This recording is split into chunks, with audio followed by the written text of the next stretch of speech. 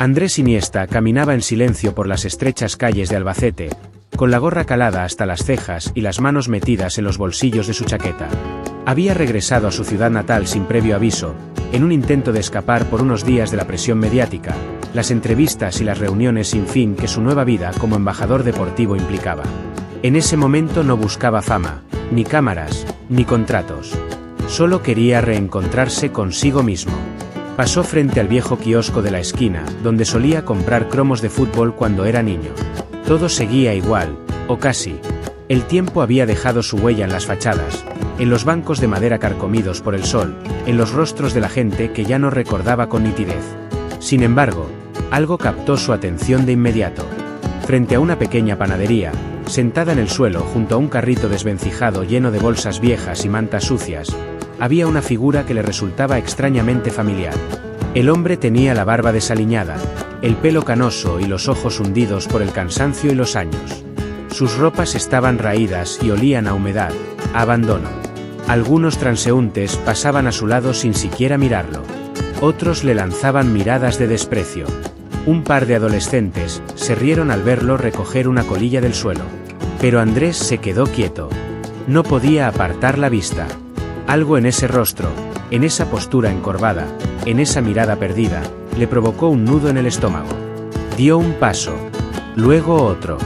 Se acercó lentamente, como si temiera confirmar lo que su intuición le gritaba. El hombre levantó la cabeza, molesto por la sombra que le tapaba el sol. Y entonces, sus ojos se encontraron. «¿Mr. Roldán?», susurró Andrés, con la voz entrecortada. El hombre parpadeó. Una, dos veces. Luego entrecerró los ojos, intentando enfocar la figura que tenía enfrente. Por un momento pareció confundido, como si no pudiera creer lo que veía. Luego su boca se entreabrió y su voz surgió como un eco olvidado. ¿Iniesta? A Andrés se le heló la sangre. Era él. No había duda. Aquel hombre sucio y andrajoso era su antiguo maestro de educación física. Su primer entrenador.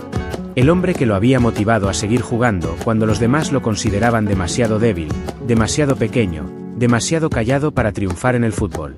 «No puede ser», dijo Andrés, llevándose las manos al rostro. «¿Qué le pasó?». Pero Roldán no respondió. Solo sonrió, una sonrisa triste, nostálgica, con los labios agrietados por el frío. Bajó la vista, avergonzado, y murmuró: «La vida, chico. La vida me pasó por encima». Andrés se agachó frente a él, ignorando las miradas de los curiosos. Le tomó las manos con delicadeza. Eran ásperas, temblorosas, como ramas secas. «Vamos a salir de aquí», dijo con firmeza. «Usted no puede estar así. Usted no se merece esto». «No quiero tu caridad, Andrés», respondió el hombre, apartando las manos. «Ya soy un viejo. Nadie necesita a los viejos». «Yo sí», dijo Iniesta, con los ojos humedecidos. «Yo necesito a mi maestro». Ese instante marcó un antes y un después. Andrés no podía ignorar lo que acababa de ver. No podía seguir con su vida sabiendo que el hombre que le enseñó a creer en sí mismo dormía en la calle. No le importaba lo que dijeran los medios, ni que su gesto pudiera ser interpretado como una maniobra publicitaria. En su corazón, sentía que tenía una deuda. «¿Tiene dónde dormir esta noche?», preguntó. Roldán soltó una carcajada seca. «Un banco en el parque. Bajo un árbol que gotea cuando llueve. Es mi suite presidencial». Andrés sonrió, pero era una sonrisa amarga. Se levantó, sacó su móvil y marcó un número. En menos de 5 minutos, un coche negro se detuvo frente a ellos. El chofer, desconcertado, salió al ver a su jefe junto a un hombre sin hogar.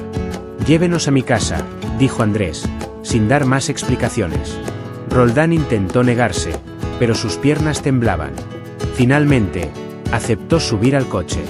Durante el trayecto, hubo un silencio denso. Andrés lo miraba de reojo, observando los surcos del rostro de su antiguo maestro, los ojos que un día irradiaban pasión por el fútbol y que ahora solo reflejaban cansancio.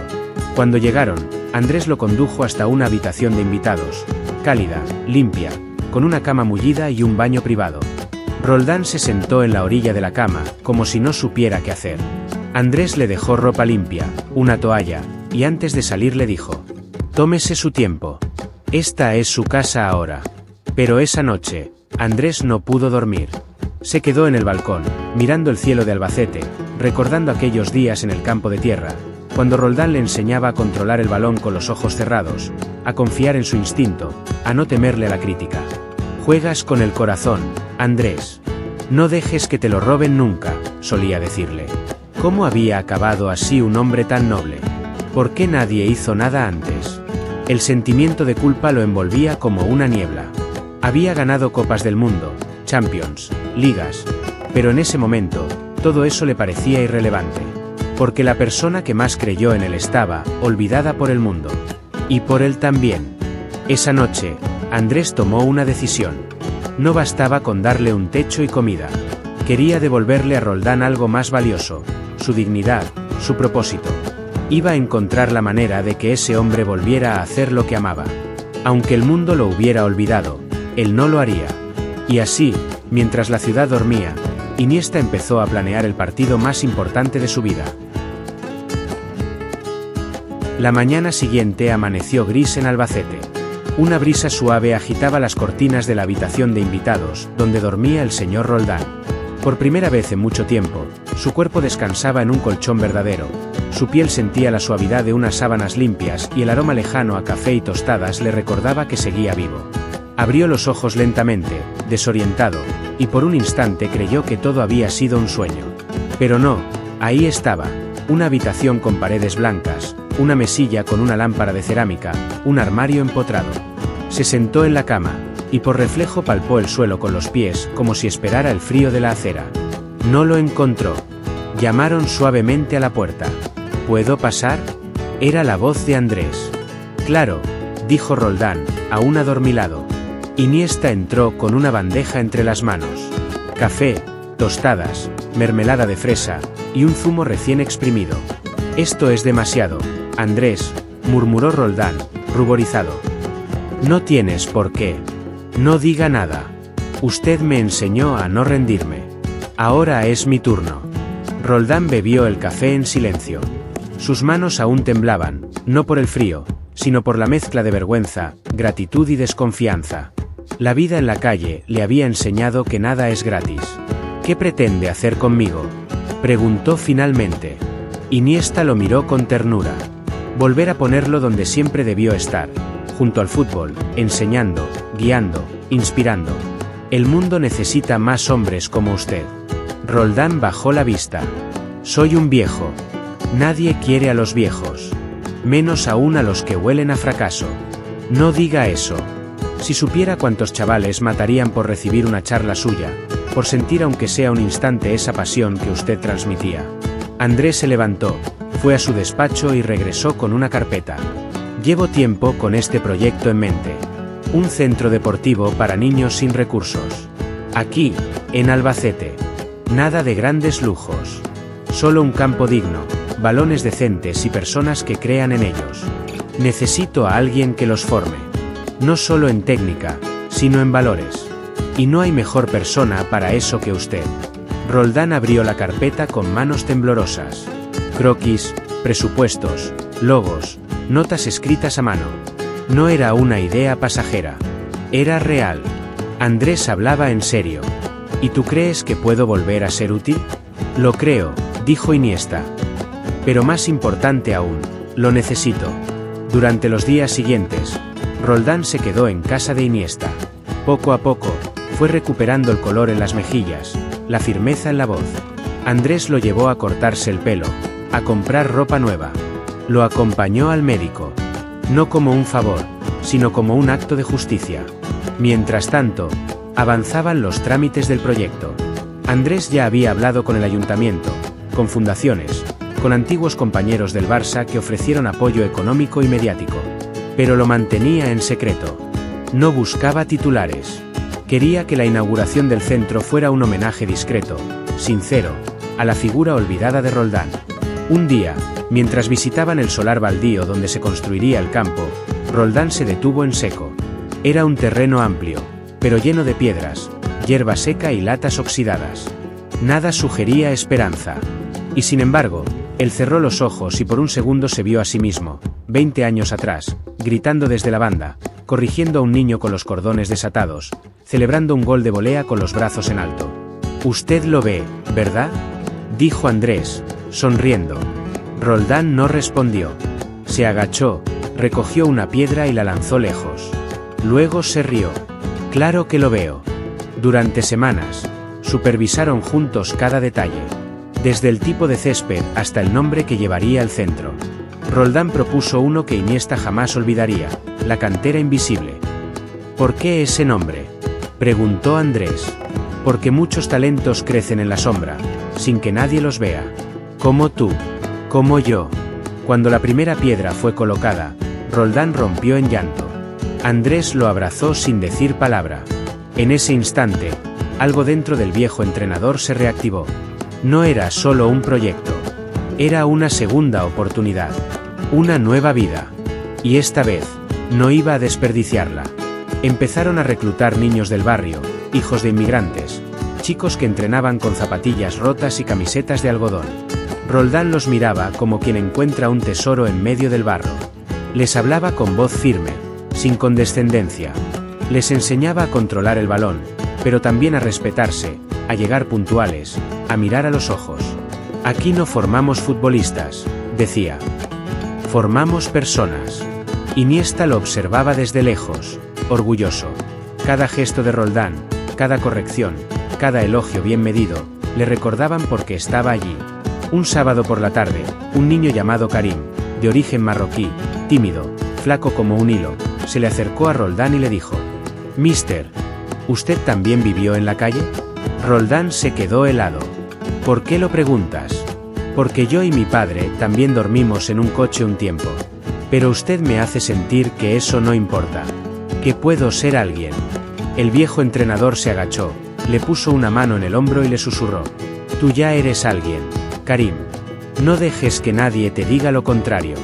Esa noche, Roldán volvió a dormir como hacía años no lo hacía. No por el colchón, ni por la calefacción, sino por la paz de saberse útil. De saber que, gracias a Iniesta, había vuelto a su lugar en el mundo. Y aunque el centro aún no estaba terminado, en su corazón ya se había inaugurado. La noticia del nuevo centro deportivo La Cantera Invisible comenzó a circular por los barrios de Albacete. Aunque Iniesta había intentado mantener todo con perfil bajo, los rumores volaban. Algunos padres hablaban emocionados en la cola del supermercado. Otros, sin embargo, empezaron a mostrar recelo. Una mañana, mientras Roldán enseñaba a los niños cómo hacer un control orientado en el polvoriento campo provisional, un hombre de mediana edad, con camisa bien planchada y gafas de sol, se acercó a la valla que delimitaba el terreno. Lo acompañaban dos señoras y otra pareja. «¿Es aquí donde están entrenando a nuestros hijos?», preguntó con voz irónica. Roldán se giró, con la frente sudada y las manos manchadas de tierra. «Buenos días». «Sí, aquí estamos comenzando. ¿Puedo ayudarle?». «Ayudar, dice», interrumpió la mujer de cabello corto. «Hemos venido porque estamos preocupados. Muy preocupados. No entendemos cómo alguien como usted puede estar a cargo de estos niños». «¿Alguien como yo?». «Sí. Sabemos que ha estado en la calle. Lo vimos mendigando en la Plaza Mayor. ¿Cómo puede un vagabundo ser ejemplo para nuestros hijos?». El golpe fue seco, directo, como una patada en el pecho.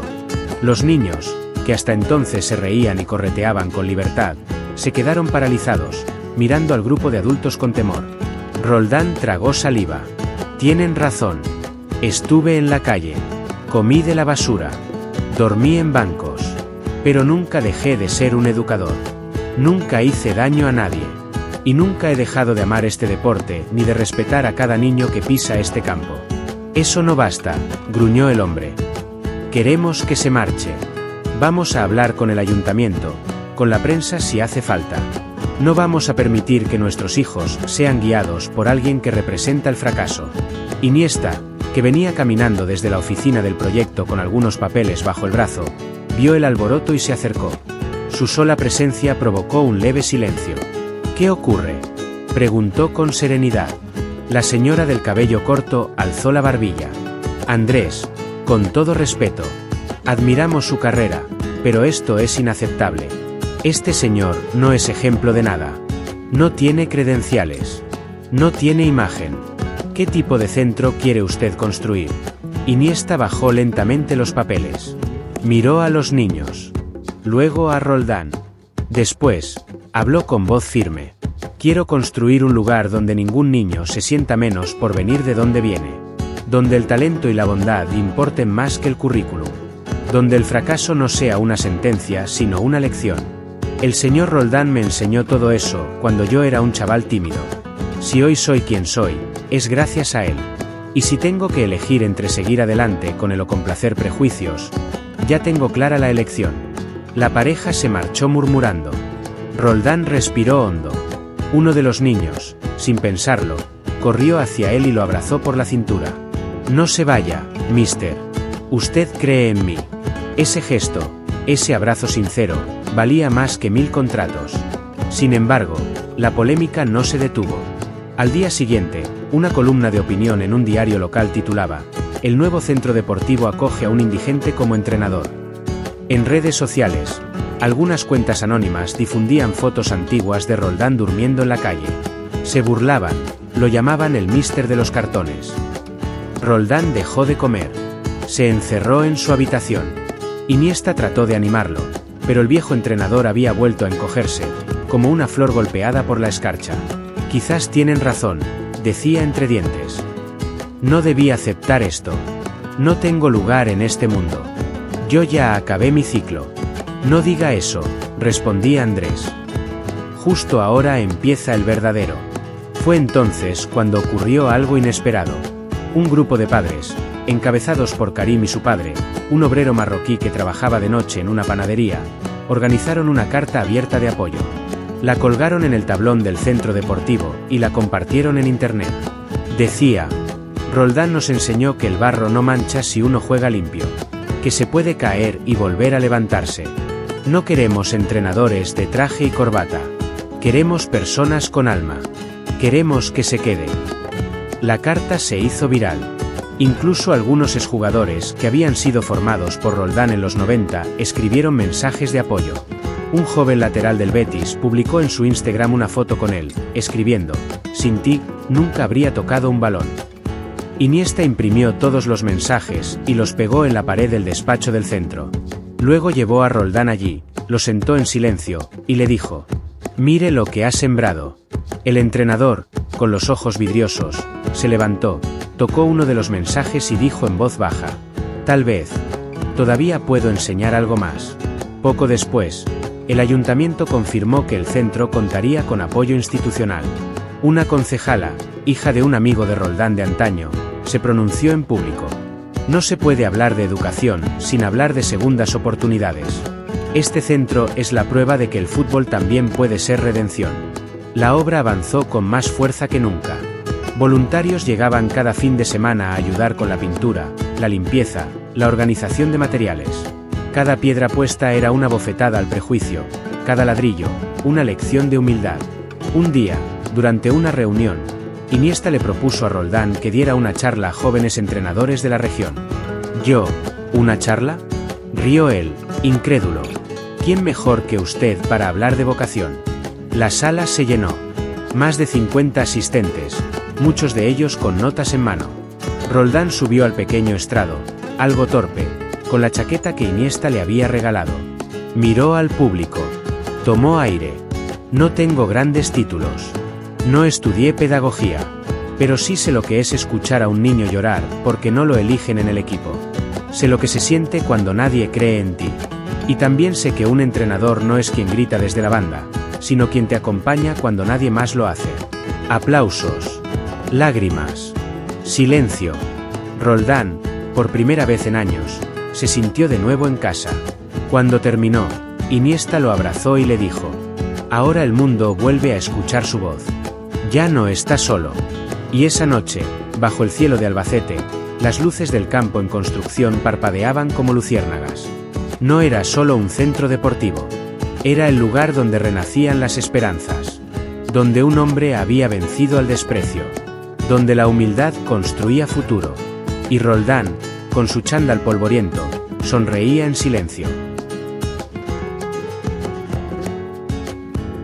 El estadio de Fuentealbilla brillaba con luces cálidas, como si el cielo hubiera decidido arropar ese pequeño rincón de Castilla-La Mancha con un abrazo de despedida. Era una tarde templada, con una brisa suave que acariciaba las gradas y movía suavemente las banderas del club deportivo local, que habían sido colocadas con esmero para ese día tan especial. Había algo mágico en el ambiente, como si el tiempo hubiese decidido detenerse para honrar a alguien olvidado por muchos, pero inmortal para unos pocos, don Eusebio. La convocatoria no fue pública. Iniesta había llamado a cada uno de los antiguos alumnos de don Eusebio, uno por uno.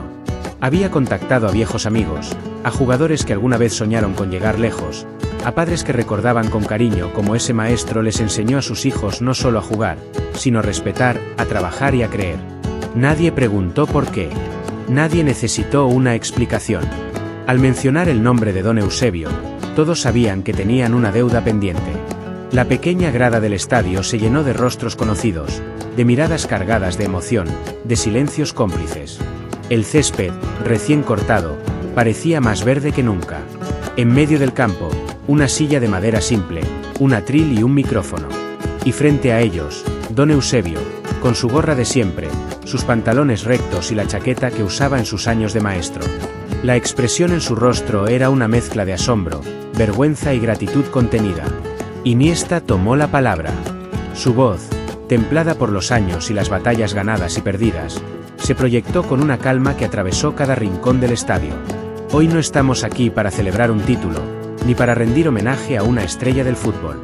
Estamos aquí para algo mucho más grande, para agradecer a quien nos enseñó a ser personas, a quien creyó en nosotros antes que nosotros mismos lo hiciéramos. Don Eusebio no solo fue un maestro, fue un arquitecto de sueños. El silencio que siguió fue absoluto. Nadie aplaudió, nadie gritó. Todos escuchaban, con el corazón en la garganta, con la piel erizada.